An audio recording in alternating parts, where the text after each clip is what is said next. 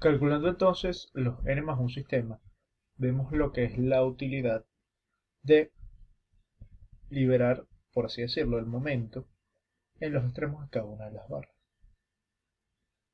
Por ejemplo, cuando estamos haciendo el despiece, vamos a tener que nosotros, por ejemplo, en la barra AB, vemos que no existe ninguna carga externa. Por lo tanto, cualquier carga perpendicular que a la barra AB que se genere debe ser cero, porque si no, se generaría un par de momentos sobre la barra que implicaría que al final, o es decir, en los extremos de las barras, vaya a existir un momento que equilibre al par producido por la fuerza.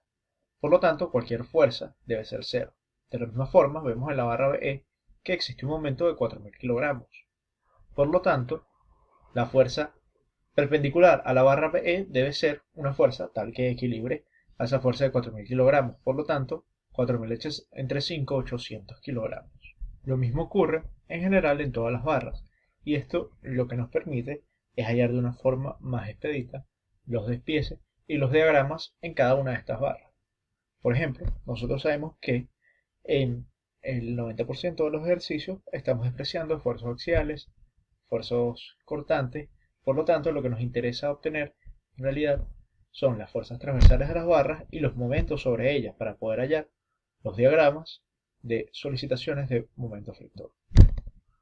Entonces, yo, aunque hice aquí para que ustedes puedan trabajar y repasar por su cuenta el despiece de toda la barra, en general lo único que les importa, que en realidad nos importa, son los diagramas y las ecuaciones de momento en cada una de las barras. Y como les había dicho en AB, no se puede existir ningún momento y ninguna fuerza cortante, ya que al estar articulada por ambos extremos, al estar biarticulada, no se pueden producir momentos. Lo mismo ocurre, por ejemplo, en la barra CD. Al estar biarticulada no pueden, y no tener momentos externos ni cargas externas, no pueden producirse ni fuerzas cortantes ni momentos. Lo mismo vamos a ver en todos los diagramas en general. Por ejemplo, aquí vemos en el sistema 1 que solo existe un momento en X1. Por lo tanto, sabemos que aquí no va a haber ni fuerzas cortantes ni momentos, es decir, en la barra ni en la barra EB, ni en la barra BC, ni en CD. ¿Ves? Lo mismo va a pasar en los casos generales. Vemos que en este sistema 2 no existirán ni fuerzas cortantes ni momentos en BE ni en CD. Y en el sistema 3 no existirán ni fuerzas cortantes ni momentos en EB ni en AB. ¿Ven? Y eso al final nos va a reducir también bastante los cálculos cuando hallemos nuestras ecuaciones, cuando calculemos las ecuaciones de condición de desplazamiento y vayamos a hacer las integrales de desplazamiento. Entonces, ya terminando ese cuarto paso de cálculo de la estática, vamos al paso número 5, que es establecer las ecuaciones de desplazamiento, ese sistema de ecuaciones que nos va a permitir hallar las redundantes hiperestáticas. Si recordamos un poco de la teoría, vemos que las ecuaciones de desplazamiento vamos a hallar, o significa hallar el desplazamiento en cada uno de los puntos donde liberamos las redundantes hiperestáticas, es decir, que cambiamos para poder crear el sistema primario isostático. En ese caso, si planteamos la primera ecuación, ese D1 vendría siendo el desplazamiento en la redundante hiperestática 1, es decir, la rotación del nodo A. Vemos en el D2 debería ser el desplazamiento en la redundante hiperestática 2, es decir, la rotación, en este caso, va a ser una rotación relativa, la rotación relativa entre el extremo B de la barra AB y el extremo B de la barra BC, que ya que sabemos que en verdad eso es una junta rígida, esa rotación de la relativa debe ser igual a 0. ¿Por qué rotación relativa? Si ustedes recuerdan, nosotros aplicamos el principio de trabajo virtual para poder hallar los desplazamientos, y aquí colocamos x1 en la redundante x2, colocamos el momento x2 para la barra B en un sentido y el momento x2 en la barra BC en otro sentido. Lo que estamos haciendo es decir que vamos a hallar la rotación de x2 menos en el extremo B de la barra BC menos la rotación de x2 en el extremo B de la barra AB. Por lo tanto, lo que estamos hallando en realidad es la resta de las dos rotaciones. Sabemos que esa resta de las dos rotaciones, al tratarse de una junta rígida en la realidad, en la estructura original, esa rotación relativa debe ser 0.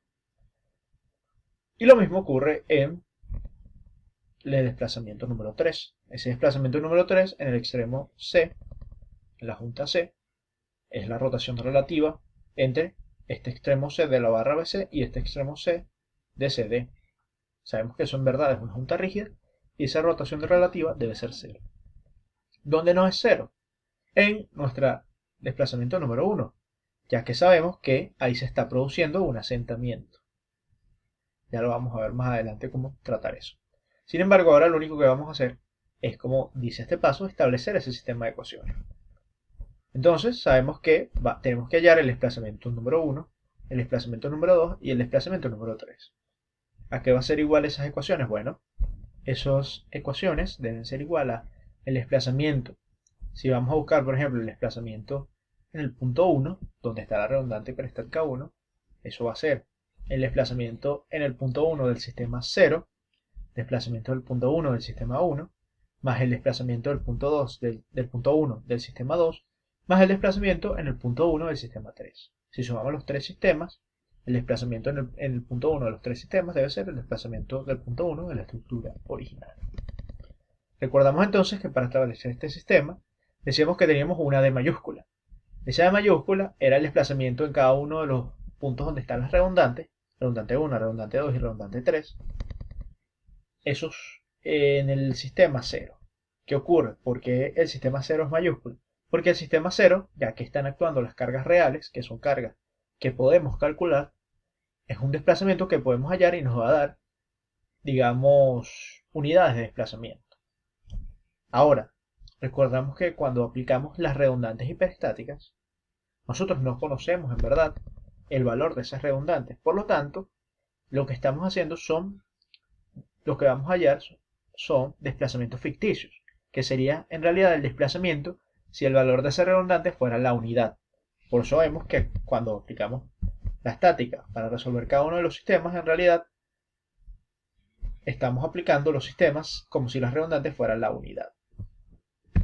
Y recordamos un poco de lo que es la teoría y veíamos que estos desplazamientos en realidad eran estos coeficientes de minúscula, el índice de flexibilidad del desplazamiento en la posición 1 frente a la redundante peristática 1 en este caso, el desplazamiento en la posición 2 frente a la redundante peristática 1 y el desplazamiento en la posición 3 frente a la redundante peristática 1.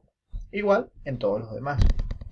Que es básicamente lo que estoy diciendo, que estos coeficientes minúsculos, estos d minúsculos, serían en realidad cómo se mueve en la posición 1 si en la estructura se aplica la redundante hiperestática 1 y esa redundante tiene valor de la unidad. Luego, para saber cuánto sería ese desplazamiento, el desplazamiento real, lo único que se hace es multiplicar por el valor real de la redundante hiperestática. Por eso está todo multiplicado cada una por la redundante hiperestática. Claro que esa es nuestra incógnita, no la conocemos y por tanto lo dejamos expresado así. Y establecemos así nuestra ecuación. Todos estos términos, este es el término del desplazamiento en el sistema 1, el desplazamiento en el sistema 2 y el desplazamiento en el sistema 3. Y esta es la flexibilidad por la fuerza que nos da desplazamiento. Vamos entonces a, una vez establecido el sistema de ecuaciones, al paso siguiente, que es el cálculo de esos pequeños coeficientes, esos de mayúscula y esos de minúsculas. Para los de mayúscula, bueno, ya habíamos dicho que ellos en realidad ya podemos calcular el desplazamiento real con esos de mayúscula. Y vamos a detenernos un momento para analizar el desplazamiento producido por el cambio de temperatura diferencial, ese delta de delta T. Simplemente recordamos que en BC tenemos una variación de temperatura superior diferente a la inferior. Y en ese caso lo que hacemos es calcular el delta delta T. Decíamos que el delta delta T, cuando la sección es rectangular, es simplemente delta T inferior menos delta T superior. Recordando que cuando delta T inferior es mayor que delta T superior, nos da la convención de momentos positiva. Por eso es que es inferior menos superior. Calculamos el delta delta T y nos da que se están produciendo menos 60 grados centígrados de variación de temperatura diferencial. Recordamos que esto debería ir en realidad dividido entre los metros de la sección transversal. ¿Qué hacemos ahora? Bueno, aplicamos la ecuación de cálculo de desplazamiento utilizando el principio de trabajo virtual. Bastante sencillo, lo hemos hecho, lo aplicamos y vimos muchos ejercicios de este tema. Entonces vemos que si queremos calcular el desplazamiento 1, 0, es el desplazamiento que produce la redundante hiperestática 1 en el sistema 0. ¿Qué es lo que necesitamos para eso? Bueno, si ustedes recuerdan, el principio de trabajo virtual necesitaríamos primero la estática de la estructura original y luego la estática de la estructura donde se estuviera aplicando una carga unitaria en donde queremos hallar el desplazamiento, que es la posición de la redundante hiperestática 1. Pero eso es básicamente lo que hicimos en el sistema 1. Por lo tanto, es simplemente el desplazamiento, simplemente multiplicar los diagramas del sistema 0 por el sistema 1. ¿Ves? Por eso es que nosotros colocamos cada uno de los diagramas de los n sistemas unitarios. Entonces recordamos que aquí en el sistema 0 pueden generarse, pueden producirse asentamientos. Por eso es que tenemos que tener en consideración este término. Además sabemos que se están produciendo variaciones de temperatura y también tenemos en consideración los términos de variación de temperatura por momentos. Luego simplemente vamos a calcular aplicando el principio de trabajo virtual el de 1, 0, el de 2, 0 y el de 3, 0. Recordando que cada uno es simplemente la multiplicación de los diagramas del sistema 0 por los diagramas del sistema 1, sistema 2 y sistema 3. Bastante sencillo. Recordamos entonces cuál es el asentamiento que se está produciendo. Si volvemos al sistema primario, vemos que el asentamiento que se produce en A, en realidad no lo vamos a considerar como un asentamiento directamente, ya que en el sistema primario esto no implica un desplazamiento de la base, es decir, no implica un desplazamiento de los vínculos externos, sino una rotación que se le está agregando en A. Donde se está generando desplazamiento, ya veremos más adelante cómo se trata esto. Donde en verdad se genera un asentamiento en el sistema primario es en D, que se genera un desplazamiento horizontal en D. ¿Por qué no consideramos la rotación en A como un asentamiento? Porque la rotación en A es el desplazamiento de 1, es el valor de D1 directamente. Ya que si nosotros tratáramos de usar la ecuación de trabajo virtual, recordemos que es desplazamiento del sistema 0 por el valor de la reacción en el apoyo en el sistema 1, 2 y 3, nunca vamos a tener una reacción en el apoyo, ya que para el sistema primario esto no genera momento, es decir, la rótula que colocamos, la articulación que colocamos no está generando un momento de restricción. Ya esto no se considera un asentamiento, sino un desplazamiento directamente.